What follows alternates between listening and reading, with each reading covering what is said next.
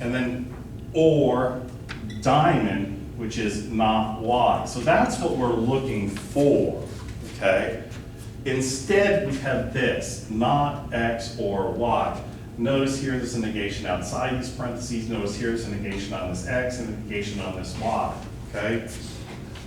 These are not the same things, okay? Often we use mathematics as an analogy, so what you're thinking is, well, can't I just push this negation through and end up with x, not x or not y, and then so it is a substitution instance? No, you cannot, because this, logically speaking, is not the same as not x or not y. Does everybody see that? So if we took triangle or diamond, that's what we're looking for. We should be looking for this. Instead, we get this, not bracket x or y. We might think we have a substitution instance, but we don't, because this is not the same thing as that, not a substitution instance, okay? Now you might think or ask, why the heck are these not the same thing? All I can do right now is say that they aren't. Later, I'll be able to prove that they aren't. Okay, everybody got that? Okay, so that one was not a substitution instance. Okay, so now I'm on C, 5C, and we have P and Q, and then we have P then X, and we have Q then Y, and then we have X or Y. So now the first thing we're looking for is a disjunction where we can call the first part box and the second part circle. But what do we have on line 1? Do we have a disjunction? No, we have a condition, not a conditional, a conjunction. And we need a disjunction. There isn't one. So this, right away, we know is what? Not a substitution instance. Right? Because first line needs to be a disjunction, and there are no disjunctions, so it just doesn't work. Okay? So that takes me to 5D. Okay? And it says, not P, then not X. 2 says B or F, then not Y. And 3 is not P or B or F. And the conclusion is not X or Y. Okay? Now, my first line needs to be a disjunction, so I'm going to reorder this thing. So I'm going to start with line 3 because it's a disjunction, not P or B or F. Okay.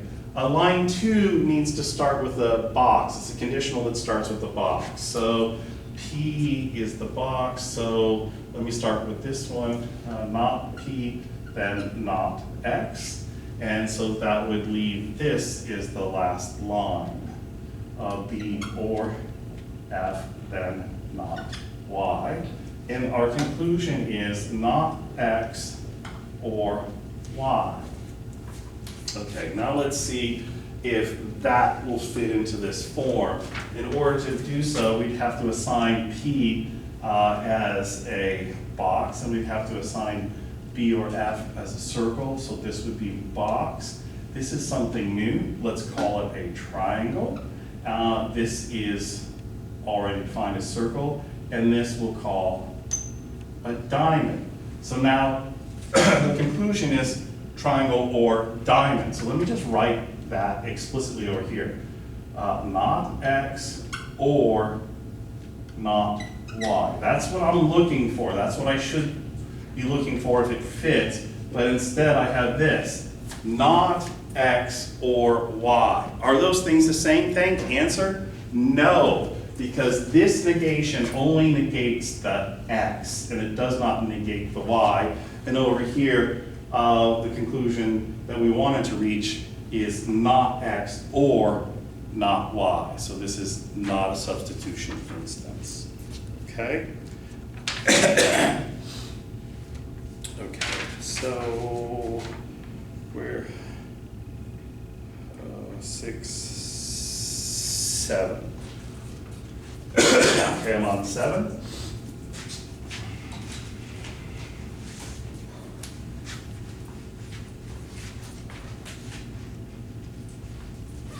And we have this argument form, which is just simply called conjunction. Box, circle, those are two premises, and we get box and circle. So number A is P, and 2 is not Z, and we have the conclusion not Z and P. So let's let P be the box and not Z be the circle. So this would be circle and box, and we're looking for box and circle. But remember, we could what? Rotate the premises. We can put the premises in any order that we wanted, and if we did that, we'd end up with box and circle, which is exactly what we're looking for. So this one is a substitution instance of conjunction. Okay, so now I'm looking at 7b, and I have not Z, and I have not P, and I have the conclusion, which is not Z and P, okay? All right, so let's call this box, let's call this circle. What are we supposed to be looking for? Box, which is not Z, and circle, which is not P. That's what we're supposed to find, and instead we have this, not bracket Z and P. Is that the same thing as not Z and not P? It is not. You can't do this multiply through and change this to not Z and not P. That doesn't work in logic. That what we'll show later is if you pushed it through, it would change to not Z or not P, and that's radically different from not Z and not P. Now, why this is so, I can only tell you that it is so right now, and later I'll be able to prove it. So this one right here, B, is not a substitution instance. Okay, that takes me to 7C. Okay. And we have P if and only if F, that's the first premise. We have not Z, and we have not Z and P if and only if F. Let's call this box, let's call this circle. And so what we're supposed to get is box and circle. We're supposed to get P if and only if F, and circle, which is not Z. Instead, we have not Z and P if and only if F, but remember, the order of the lines is arbitrary, so if we switch the premises, we could get exactly what we needed. So this one is a substitution instance. So 7C is a substitution instance. That takes us to 7D, the last one we'll do in this section. We have not Z or F. 2 is Z if and only if, Y or F, and then we have not Z or F and not P or F. Okay.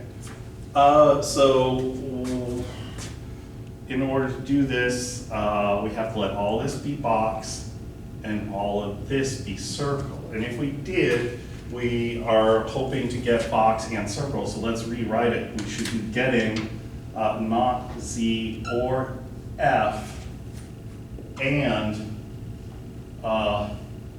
Z if and only if F or F, and let's put that like that. And this is nothing close to this. So 7D is not a substitution instance of conjunction. Okay. All right, so substitution instance is a part of the quiz, and it's also a major part of the test. All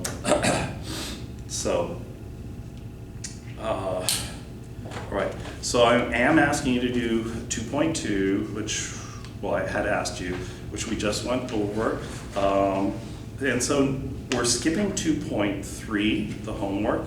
And so now we're going to do 2.4, and I'm going to explain the concepts of 2.4 by simply doing some of the homework and explaining the concepts as they arise.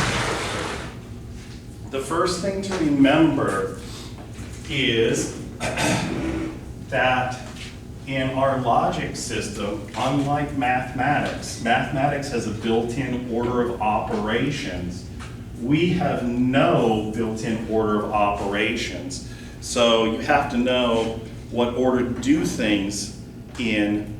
That's a function of parentheses or bracket placement, okay? So supposing that there was no order of operations in mathematics, 2 plus 7 divided by 13, if you came across that and there was no order of operations, you would say that this is ambiguous, because if I did this thing, I get one answer, and if I did this, I would get a different answer. Does everybody understand that? So the exercise 2.4, we're supposing that we've done a translation from ordinary English, okay? And you're looking at the translation and you're trying to tell me whether or not it is sensible in a word, okay? Technically, we call it a well-formed formula. You're going to tell me if it's a well-formed formula, which means it's not ambiguous, okay? And I think you'll understand this by analogy from mathematics if you get rid of the notion that we have a built-in order of operations. The only other thing is this. We have the concept of a main logical operator, and as I've said before, if you were performing a